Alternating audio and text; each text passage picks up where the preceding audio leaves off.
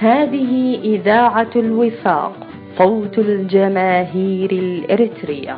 إذاعة الوفاق الوطني تابعة للجماهير الإريترية، وتبث برامجها من المهجر بواسطة الأقمار الاصطناعية كل يوم سبت من 8:00 صباحا إلى 9:00 صباحا بتوقيت أسمرة، إلى كافة الربوع الإريترية والمناطق المجاورة. من أهداف إذاعة الوفاق تحكيم الدستور واستتباب العدل، تحقيق المساواة لدى كافة أبناء الوطن، والعيش في ظل الاحترام المتبادل، كما تهدف إلى العمل على إسقاط النظام الهقدف الجائر وإنشاء كيان يسوده العدل والإنصاف، وتهدف أيضا إلى تمكين الشعب من امتلاك واستغلال الموارد الطبيعية لبلده، والعيش للشعب الإريتري بالمساواة والسلام والوئام والاحترام المتبادل، وإبعاد نظام هقدف من السلطة، وإحقاق العدل، وتشجيع شعبنا في الداخل والخارج لمواكبة قضايا البلد مجتمعين. إذاعة الوفاق تبث برامجها ونشراتها الموجهة إلى جماهيرنا بكل مصداقية وأمانة إلى داخل إريتريا والمناطق المتاخمة.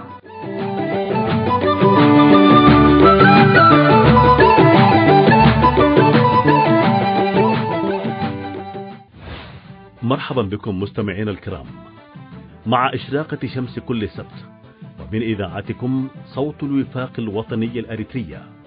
بعد أن استمعنا للفترة الأولى من بث إذاعتنا بلغة التجرينية، نقدم لكم ما يشرح الصدور وينير العقول.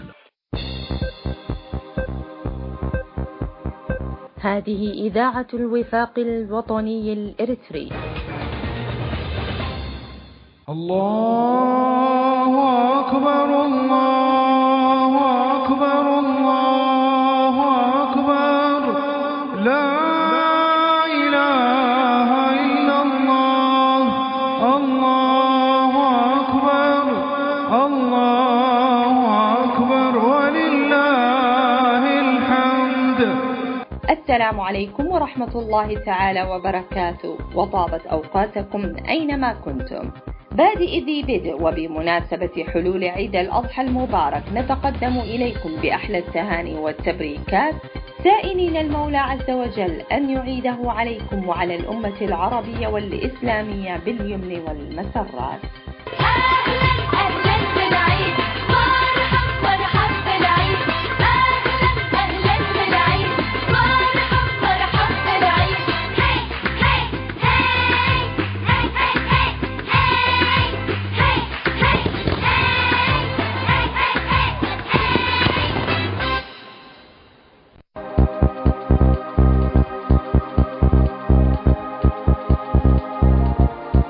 مستمعي إذاعة الوفاق، السلام عليكم ورحمة الله وبركاته، وأسعد الله أوقاتكم بكل خير، وعيد مبارك للجميع إن شاء الله. من إذاعة الوفاق نحييكم ونقدم لحضراتكم بثا جديدا لهذا اليوم السبت 10 من أغسطس لعام 2019، ونقدم لحضراتكم في هذا البث حساد الأسبوع، ثم بعد ذلك تقرير عن الخدمة الإجبارية في ساوا، كما يتخلل فقرات برامجنا لهذا اليوم، أغاني المختارة. متابعة طيبة نتمنى لكم مع برامجنا لهذا اليوم. هنا إذاعة الوفاق الإريتري.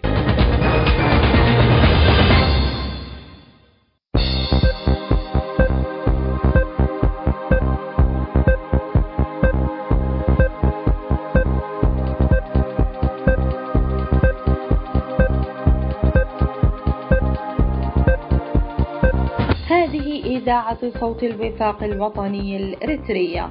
السلام عليكم ورحمة الله تعالى وبركاته، وطابت أوقاتكم أينما كنتم.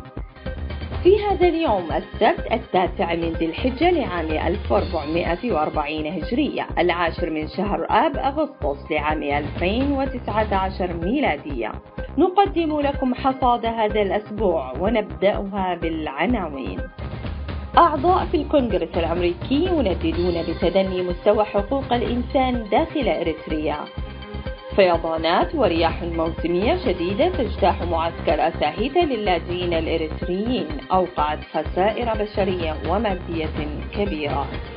كانت تلك عناوين الأخبار، وإليكم بالتفصيل من إذاعة صوت الوفاق الوطني الإريترية.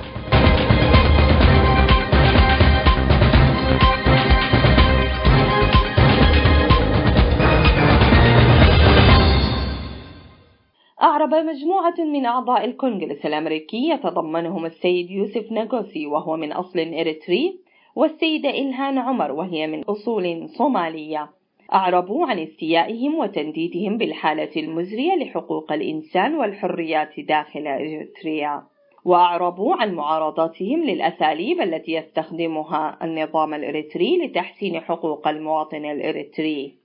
يذكر أن وفدا أمريكيا مكون من السيد يوسف ناغوسي والسيدة إلهان عمر والسيدة كايرين باس مندوبة وزارة الخارجية الأمريكية للشؤون الأفريقية سبق وأن قاموا بزيارة لإريتريا قبل حوالي 4 أشهر، وهي الأولى من نوعها خلال 4 أشهر سنة الماضية. وقد تباحثوا أثناء تلك الزيارة مع عثمان صالح وزير خارجية إريتريا ومع مسؤولين آخرين حسب ما غرد به وزير الإعلام آنذاك عبر حسابه في تويتر. من جانب آخر، كانت إدارة الرئيس ترامب قد أفادت في عام 2017 عازم على طرد حوالي 700 إريتريين طالب اللجوء من أراضيها وإعادتهم إلى إريتريا، ولكن لا يعرف حتى الآن إلى أي قرار آلت قضيتهم. وهذا هو الدافع الأساسي لمطالبة أعضاء الكونغرس 43 بقيادة السيدة إلهان إدارة ترامب بالشفافية والوضوح في القرارات التي يتخذون إزاء اللاجئين الإريتريين. وقد اتهموا نظام إريتريا بعدم تحسين حقوق وأوضاع الإنسان في إريتريا، كما ذكروا في رسالتهم إلى إدارة ترامب بأن السجن التعسفي والتعذيب الجسدي والإخفاء القسري وتشتيت العوائل يمارس بانتظام، وأن إعادة هؤلاء اللاجئين إلى إريتريا ليواجهوا الاعتقال والموت والتعذيب لا يليق ببلد ديمقراطي مثل أمريكا. هطلت أمطار غزيرة مصحوبة بعواصف شديدة في الأسبوع الماضي بمدينة أساهيتا بولاية عفر الإثيوبية، ما نتج عنه وقوع أضرار بشرية ومادية على اللاجئين الإريتريين المقيمين في المعسكر. وقد ذكرت الأنباء الواردة من هناك عن إصابة ما لا يقل عن 70 شخصا بجروح وإصابات مختلفة، تم معالجة جزء منهم في مستشفى المنطقة، ونقل من كانت إصابتهم بالغة إلى مستشفيات في مدينة أديس أبابا. ويوجد في هذا المعسكر حوالي 20,000 لاجئ إريتري، وإلى هذا الحين لم يتلقوا أي مساعدة محلية أو دولية حسب إفادة إذاعة دوشفلي الألمانية. كانت تلك نهاية الأخبار، والآن أترككم مع فقرتنا التالية.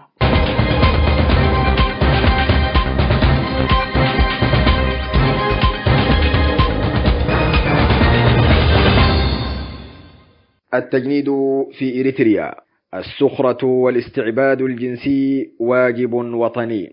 ساوى اسم يعرفه كل إريتري، كما يعرف أبناء الصحراء العقارب والحيات السامة، وكما يعرف السجين غرفة الإعدام، فهو معسكر التدريب العسكري، أو سمه إن شئت البئر الذي يبتلع أعمار الشباب في إريتريا من بنين وبنات. فيعمل الشباب في السخرة، وتستعبد الفتيات جنسيا في سبيل الوطن. وهربا من جحيم ساوى وخدمة التجنيد التي تستمر مدى الحياة، يهرب الشباب إلى الخارج، حتى أن تقارير أممية تحدثت عن فرار نحو 5,000 شخص شهريا من إريتريا. كما أن كثيرا من الأسر تضطر إلى تزويج بناتها في سن مبكرة تجنبا لإلحاقهن بمعسكر ساوى وخدمة التجنيد. ما هو هذا المعسكر الذي يثير الرعب، وماذا يحدث داخله؟ يقع ساوى على بعد 315 كيلومترا شمال غرب العاصمة الإريترية أسمرة. تجمع الحكومة فيه آلاف الطلاب والطالبات سنويا من كل مدن إريتريا بحجة الخضوع لتدريبات عسكرية وأداء امتحانات الثانوية، وهو معسكر مغلق حيث يبيت فيه النزلاء ويقضون عاما كاملا بالمعسكر دون زيارة عائلاتهم، عاما كاملا يقضيه الشباب والفتيات معا في اختلاط تام في فصول الدراسة أو التدريبات. يدير المعسكر ضباط ومجندون يستعملون الشباب في أعمال السخرة ويغتصبون الفتيات رغما عنهن دون أن تملك الفتاة حق الشكوى أو الرفض، وإلا فمصيرها التعذيب بما لا تطيق. كثير من التقارير المتعلقة بمعسكر ساوى أو خدمة التجنيد في إريتريا صدرت من الأمم المتحدة أو منظمات حقوقية تتحدث عن مخالفة هذا المعسكر لكل الأعراف والمواثيق الدولية، وأن ما يجري داخل هذا المعسكر من اغتصابات وإذلال هي أعمال ترقى إلى مستوى جرائم ضد الإنسانية. التقينا بأشخاص مروا بذات التجربة المريرة، وهذا انطلاقا من الإيمان بأن سرد التجربة أقرب في توصيل المشاعر وكم الألم على سنوات العمر التي تضيع سدى تحت مزاعم سبيل الوطن. ميم عين إريتري يقيم في إحدى الدول الأوروبية، وأحد الذين دخلوا معسكر ساوى في الفترة من أغسطس عام 2008 إلى يوليو عام 2009، وكان ممن حالفهم الحظ وأعلن نجاحه في اختبار الثانوية والتحق بكلية العلوم الصحية. سألناه عن مسارات الاختبار في ساوى والدرجات، وكيف يمكن أن تنقذ نتيجة النجاح إنسانا من حياة الاستعباد، وكيف يمكن أن تتسبب ذات النتيجة إذا لم يكن اسمه ضمن كشوف الناجحين في أن يكون مستعبدا لدى القادة والضباط مدى الحياة. يقول ميم عين: حاليا إريتريا لا توجد بها جامعة بعد إغلاق النظام الحاكم جامعة أسمرة منذ عام 2002 بعد تظاهرات للطلاب وقتها، وبقي في البلاد بعض الكليات منها كلية العلوم الصحية في أسمرة، وكلية العلوم والتكنولوجيا في ماينفحي، وكلية الزراعة، كلية العلوم البحرية في مصوع، والتجارة في حلحلة. بالعودة إلى نتائج الاختبار في معسكر ساوى، يقول ميم عين: مجموع السنة أو الشهادة من 4 درجات مقسمة كالآتي: من يحصل على 2 أو أكثر يتم إلحاقه بالديجري أي دراسة البكالوريوس، ومن أقل من 2 وحتى درجة 1 يلحق بدراسة الدبلوم. أما من يحصل على 0.8 يتم إلحاقه بمعهد TTI حيث يدرس فيه الطلاب أساليب التدريس حسب اللغة الأم التي درسها الطالب في المرحلة الابتدائية مثل التيغري والتيغرينيا بالإضافة للغة العربية. وأقل من هذه النسبة أي أقل من نسبة 0.8 وهم الأغلبية يدخلون الجيش، سواء الشباب أو الفتيات كمجندين مدى الحياة. خلال السنة التي قضاها ميم عين في معسكر ساوى كان بالمعسكر حوالي 14,000 طالب وطالبة. أعلن في نهاية العام نجاح أقل من 3,000 فقط من كل هذا العدد.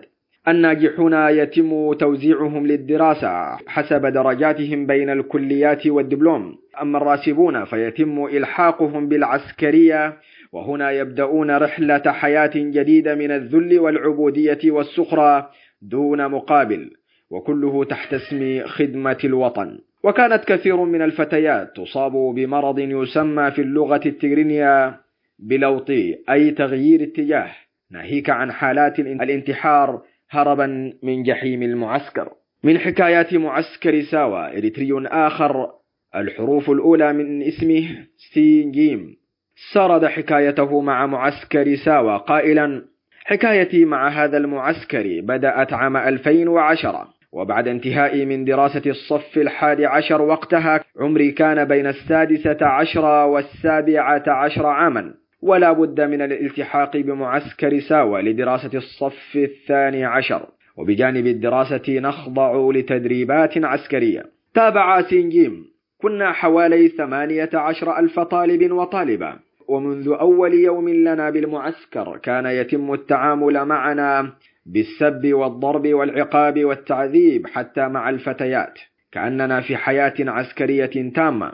الشهر الأول تدريبات لياقة وجري والتدريب على السلاح، وبالنسبة لتناول الطعام كان بمواعيد محددة ولدقائق معدودة، وبمجرد ما أن تسمع الصافرة عليك التوقف فورا عن الطعام. يضيف سينجيم: في المعسكر اختلاط تام، وتمنع الفتيات حتى المسلمات منهن من ارتداء الحجاب. وبعد حوالي شهر من التدريبات بدأنا دراسة الصف لمدة 6 أشهر بجانب التدريبات المعتادة. كل حياتنا داخل المعسكر لا خروج منه طول العام. كان الضباط يتعمدون إذلالنا بعقوبات لا تطاق، مثل جمع الحطب في وقت الظهيرة أو التعرض للشمس وقت الظهيرة يوميا ولمدة 10 أيام، حيث يتم ربط الشاب أو الفتاة من يديه من الخلف ووجهه للأرض، ويظل طول ساعات الظهيرة تحت أشعة الشمس. ويواصل سرده قائلا: أتذكر وقتها أنه في هذه السنة التي قضيتها في ساوى مات 12 شخصا من زملائي في المعسكر مما كنا نتعرض له، وليست هناك أي مشكلة للمسؤولين، فهم يتخلصون من جثث الموتى ويرسلون بالبريد لعائلاتهم يخبرونهم فقط بوفاة ابنهم أو ابنتهم. كما أتذكر كيف كان الضباط يجبرون الفتيات على الخضوع لهم جنسيا تحت التهديد بالتعذيب حتى تصبح الفتيات مجرد رقيق للجنس. وأذكر أنه في هذا العام أعلن نجاح 4,000 من إجمالي 18,000.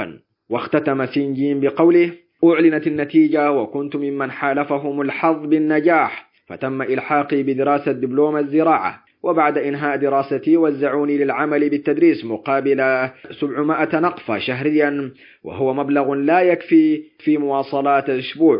وبجانب عملي في التدريس لفترتين صباحية ومسائية أعطوني سلاحا وكلفوني بالحراسة ليلا دون أدنى حقوق. معسكر ساوى يعد البوابة الرئيسية للتجنيد في إريتريا، فماذا عن خدمة التجنيد ذاتها؟ يتناول المواطن الإريتري عند خدمة التجنيد قائلا: كنت في 17 من عمري، اقتادوني عنوة من أحد شوارع مدينة تسني، وتم ترحيلي إلى سجن عد عمر، مكثنا فيه 3 أيام جمعوا خلالها حوالي 400 شخص، ثم رحلونا إلى معسكر خورمنا خضعنا فيه للتدريب 6 أشهر. بعدها تم توزيعنا على معسكرات للجيش. وأضاف: كان نصيبي أن أكون في منطقة هيكوتا، وكانت مهمتي القيام بالحراسة ليلا حتى الساعة 4 فجرا، ثم أعود للمعسكر أتناول شربة ماء، ثم أخرج لحراسة الشركات من الساعة 5 فجرا، والعمل نهارا في حراسة الشركات والتجول مع فريقها حيث ذهبوا. قضيت 3 أشهر من التعب والإذلال، ثم تمكنت من الهرب، وبعد 2 شهرين من الاختباء ألقوا القبض علي مجددا وخضعت لشهر سجن، ثم أعادوني إلى العمل السابق في الحراسة ليلا وحراسة الشركات نهارا. وتابع عينتا قائلا: بعد ذلك نقلوني إلى معسكر حشفراي، خضعت ل4 أشهر من التدريب، ثم أعادوني إلى منطقة هيكوتا، وبعد 2 شهرين تمكنت من الهرب مجددا، إلا أنه بعد فترة تم اعتقالي مرة أخرى. وقال: اقتادوني إلى سجن بريماكانتري بمدينة بارونتو، قضيت فيه 1 شهر سجن، ثم تم ترحيلي إلى سجن العاصمة عد أبيتو، قضيت فيه 6 أشهر. لك أن تتخيل أنه خلال هذه المدة لم أستحم سوى 2 مرتين، وكان لنا وجبتين فقط يوميا، عبارة عن كسرة خبز جافة وكوب شاي الساعة 7 صباحا، وكسرة خبز وكوب عدس الساعة 3 عصرا. يكمل عينتا حكايته قائلا: بعد 6 أشهر رحلوني مجددا إلى حشفراي، حيث كانوا يبنون سجنا جديدا تحت الأرض، وكانوا يجبروننا على العمل في الحفر لمدة 2 شهرين لإنشاء السجن. كنا نعمل بدون حذاء في وقت الصيف، حتى من كان يموت أثناء العمل يتم التخلص من جثته، أو حتى من يشكو من آلام ليلا لا يهتم به أحد، ولا تفتح علينا الزنزانة حتى الصباح. وهؤلاء الذين يموتون كل ما يتم معهم أن إدارة المعسكر قد تتكرم وترسل ورقة بالبريد لأسرته أن نجلكم قد مات فقط. هذا كل ما في الأمر. حتى بعض الأفراد لا يهتمون بأخبار عائلاتهم. واختتم قائلا: ثم أعادوني إلى معسكر هيكوتا، بقيت فيه حتى نهاية عام 2012 إلى أن تمكنت من الهرب خارج البلاد. 3 سنوات كاملة قضيتها في الخدمة ما بين سجن أو خدمة بالمعسكر، وخلال كل هذه الفترة لم يسمحوا لي بزيارة أهلي ولو لمرة واحدة كإجازة ولو ليوم واحد. وكيف كنت أرى استغلال الضباط للمجندات الفتيات معنا وإجبارهن على ممارسة الجنس معهم كخدمة للوطن، لتضيع زهرة شباب إريتريا باسم الوطن ولأجل نظام يتاجر بالوطن. جل جلاله جل جلاله جل جلاله والداعي رب وحمدي. شعبنا لثابت إيمانه لكبد ما ياتي تودي.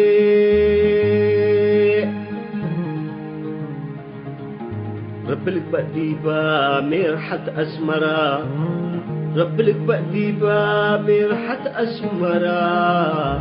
أفكورهم من عدنا أسرارهم تأمرا.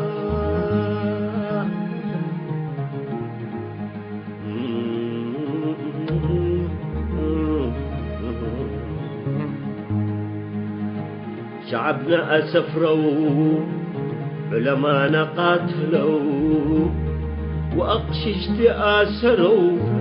شباب من عدوا أفقروا حكمهم قبقى بمورا وفتحهم هلولو هلولو هلولو بيلا بيلو هلولو هلولو هلولو بيلا بيلو هلولو هلولو هلولو بيلا بيلو.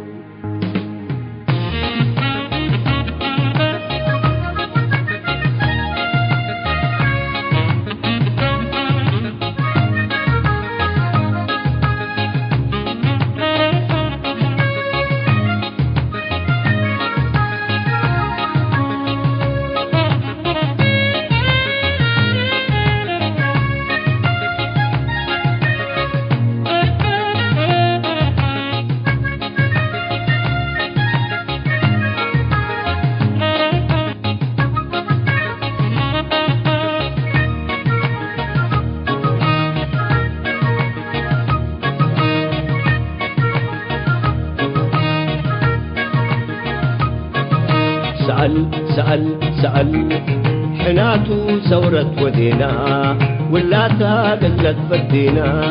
حناتو ثورة ودينا ولا تقلت فدينا.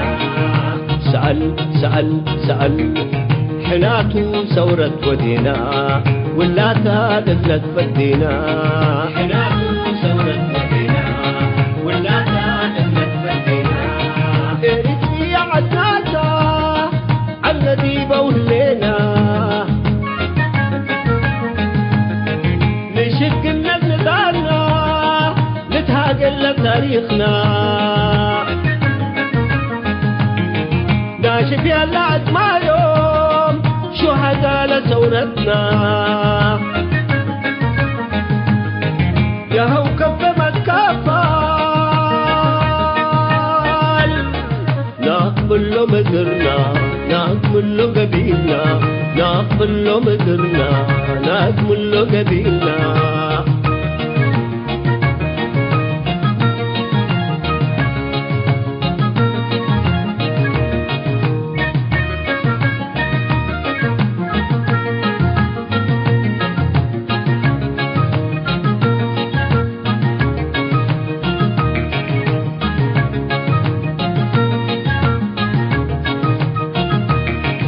أبينا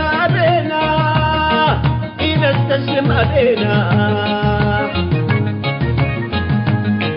أبينا أبينا نستسلم أبينا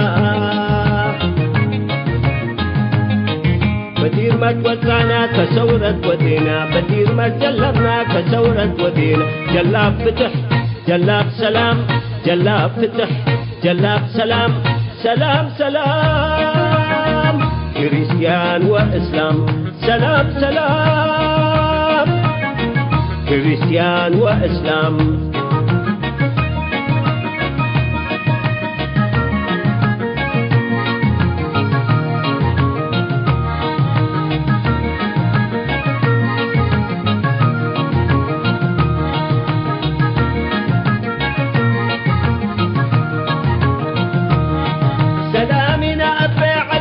وعمار أنت النسين حسين حسي دمار لنا غسل دمر حنات وسبدار حتى تزعتنا كيف ولو ما تفنطار كيف ولو ما تفنطار حتى تزعتنا كيف ولو ما تفنطار كيف ولو ما تفنطار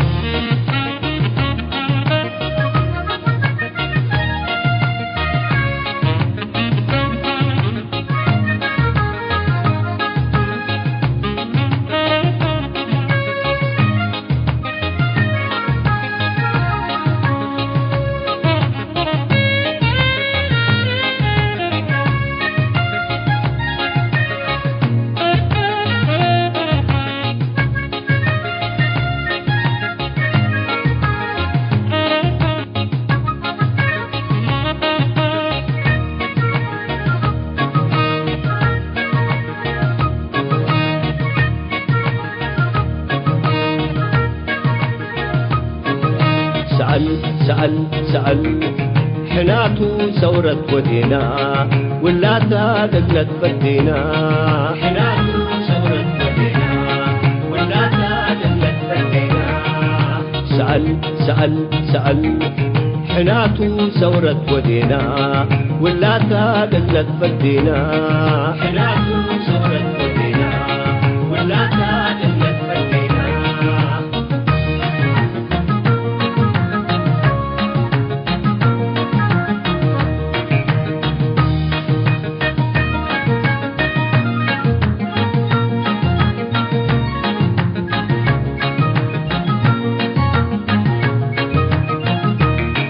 ورانت ايدينا اباينا تنجينا ورانت ايدينا اباينا تنجينا هلينا دي ملينا هلينا دي ملينا فاطام هلينا هلينا دي ملينا هلينا دي ملينا فاطام هلينا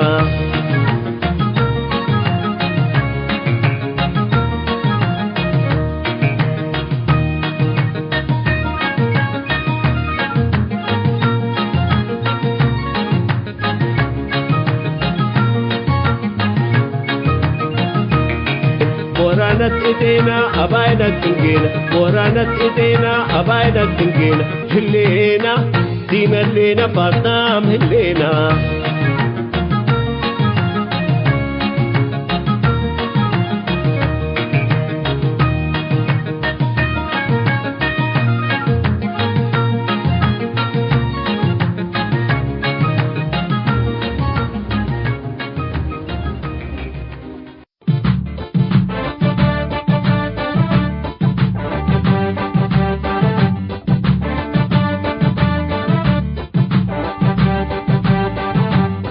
هنا إذاعة صوت الوفاق الوطني الإريتري.